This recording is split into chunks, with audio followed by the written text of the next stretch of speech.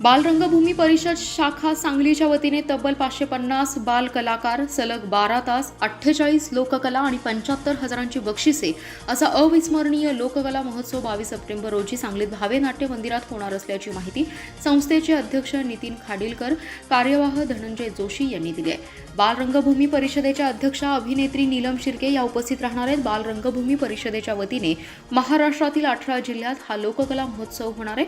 सांगली जिल्ह्याचा लोककला महोत्सव 22 सप्टेंबर रोजी भावे नाट्य मंदिरात होणार आहे. 48 लोककलांचा हा महोत्सव असणार आहे. यात पिंगळा, पांगुळ, कुडमुड्या जोशी, वासुदेव, जात्यावरच्या ओव्या, मोटेवरची गाणी, तुंबडीवाला, करबत, कवायत, पोवाडा, तमाशा, एकतारी, नंदीबैल, भुत्या, भराडी, पोतराज, जोगवा, वाघ्या मुरळी, गोंधळ, ददरिया, नृत्य, खडी गंमत, शेतकरी नृत्य, कोळी नृत्य, संत परंपरा, भजन परंपरा, कीर्तन, वारी नृत्य, होळी नृत्य, भारूड, नमन, लेझिम, धनगरी नृत्य, मंगळागौर, कळसत्री, भावल्या, पांगुळ बैल, घुमटाचा भाग, कोकणातले गोंधळ, दशावतार, बोहाटा, बंजारा, नृत्यगौरी, लावणी यांसह 48 लोककला वयवर्ष 6 ते 15 वयोगटातील कलाकार सादर करणार आहेत. या लोककला महोत्सवाचे उद्घाटन नाट्य परिषदेचे सदस्य रंगकर्मी मुकुंद पटवर्धन, बालरंगभूमी परिषदेचे अध्यक्ष नितीन खाडीलकर यांच्या हस्ते सकाळी 8 वाजता होणार आहे.